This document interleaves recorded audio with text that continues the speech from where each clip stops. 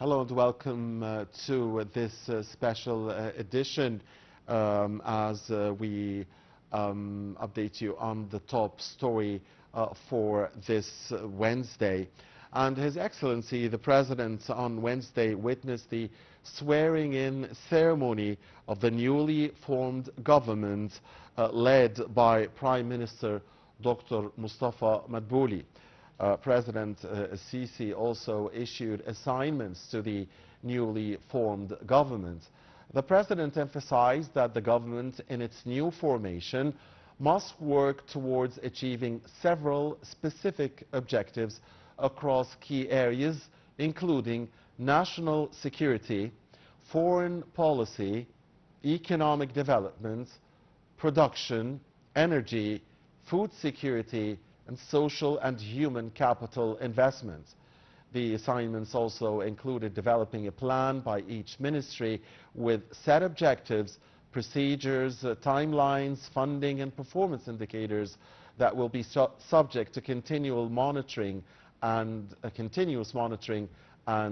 evaluation. And with us now, live over the phone, is Mrs. Monica Williams, and she is a political analyst. A very good evening to you, and thank you for joining us. And please tell us how, first of all, do you see the new objectives or the assignments set by His Excellency the President to the newly formed government, the assignments that include specific objectives across key areas in national security, foreign policy, economic development, production, energy, food security, social and human capital investment. As you mentioned, exactly, the special on Egypt reflect a structural governmental priorities. You mentioned the most of elements that tackled with this vision, introducing adjustments aimed at enhancing administrative coherence and economic performance. It underscores three central pillars: strength, economic governance, reinforcing the state development agenda, and consolidating foreign policy tools. And most important thing, as also you it's and most in my point of view, most prominent characteristic of this cabinet reshuffle is very important emphasize on accountability as core pillars of governance. Their restructuring reflects a shift toward performance-based administration, where ministers are not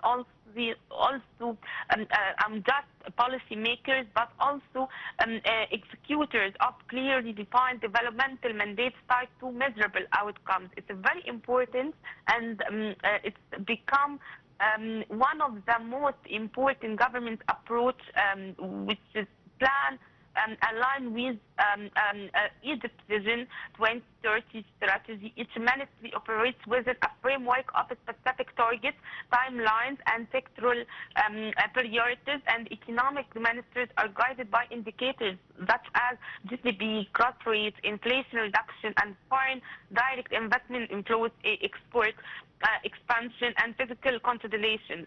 Infrastructure also and housing focus on project completion rates, urban expansion benchmark, and service accessibility. Social ministries, of course, are evaluated through metrics related to healthcare, covered education, reform outcomes, employment generation, and social protection efficiency.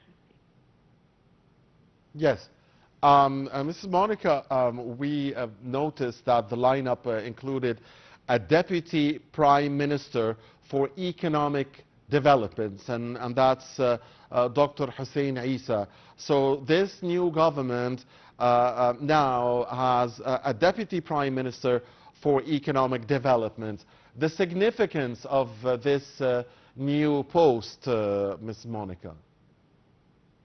Of course, it reflects a clear message, and appointment of a deputy prime minister for economic affairs specifically presents that its institutional development within this reshuffle, this position, a strategic evaluation of economic governance to highest levels of escalation, coordination at a time of complex global economic pressure and domestic reform priorities. The creation of this mandate or role or position enhance policy coherence across key economic minister, including finance, investment, industry, planning, and trade. It reflects also that President Abdel Fattah el-Sisi recognition that economic management requires centralized oversight, faster decision-making, if we can say it, and stronger inter-minister coordination. So the Deputy Prime Minister for Economic Affairs expects to ensure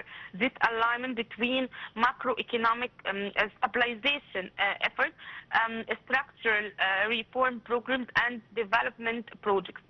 Yes, and Ms. Monica, among the sectors that the President focused on are the energy and food and security sectors.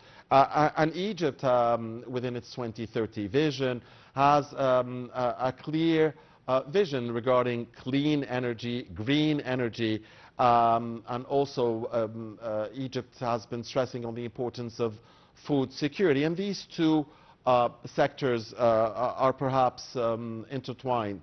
So how do you see again the significance of His Excellency the President focusing within his assignments to the newly formed government on the sectors of energy and food security? Of course, we can talk or ensure that energy transition and food security form two interconnected pillars of Egypt's broader development framework, which reflects a governance model that treats economic sustainability as extension of national security. First of all, food security remains a critical pillar of national security policy. The government approach emphasizes increasing local agriculture production, expanding strategic services, and modernizing irrigation system and strength supply chain to reduce vulnerability to global market shocks like Ukrainian Russian war at this time. And by linking food security with economic planning and infrastructure development, the state Egypt aims to ensure price stability, protect vulnerable population, and enhance resilience against external shocks. On the other side, you mentioned that energy sector, the government also continue to focus on efficiency and expansion of green energy projects, and we tackle with this issue specifically in 2024 with, for instance, the European countries and the European Union specifically. This including wind and green hydrogen initiatives, yes. And this reflects a strategic shift towards sustainable energy production, reducing dependency on traditional sources and positioning Egypt as a regional energy hub. Green energy investments, of course, are closely tied to foreign direct investment and climate commitments and industrial competence. And finally, Mrs. Monica, again, social and human capital investments were among the sectors and the areas that the President focused on in his assignments to the newly formed cabinet. So does that mean, or should we expect, when we talk about social and human capital investment, that we should see more support to those who have suffered from the repercussions of economic reform, more of Hayat Karima or decent life initiatives, and more support to those who need financial aid, and that we should see more spending on health and education, because health and education are naturally pillars of human capital investment?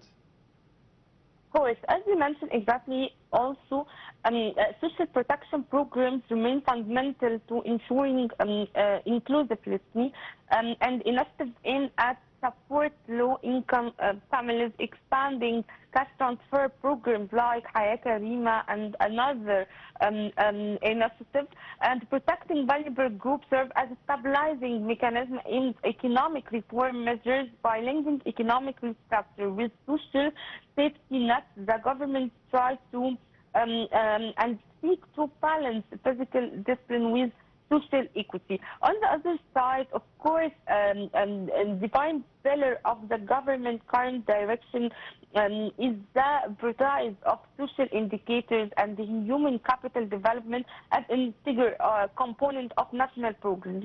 Beyond this, the state or Egypt try to tackle with frame development around the concept of building the Egyptian citizen, and it's a very important and multi-dimensional strategy in that centered on, as you try to talk as education, healthcare, culture, which is very important. In education reform efforts with focus, I get it focused on improving quality, expanding access, and modernize the curriculum and integrate digital learning system. The objective is very important and to create a competitive and skilled workforce capable of adapting to technological transformation and labor market demands, and technical and vocational education has gained also very important attention last year, aligning human capital development with the industrial and economic priorities, and in that it's very important. On the other side, healthcare reform constitutes another central dimension in this regard, expanding universal health insurance coverage and upgrading medical infrastructure and improving service delivery standards are very important and key performance indicators within also the social sector or social pillar. So Egypt tries to emphasize on prevent care, early diagnosis, and equitable access reflect a broader understanding than public health influence, economic resilience, and social stability. All right, thank you very much, Mrs. Monica William, political analyst, as always, for your time and your insight.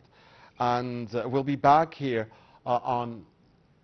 All right, so we'll stay and we'll continue to update you on the top story for this Wednesday.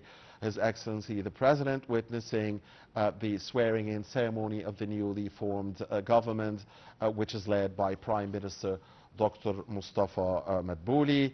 The President emphasized that the government is in its new formation must work towards achieving several specific objectives across key areas, including national security, foreign policy, economic development, production, energy, food security, social and human capital investments.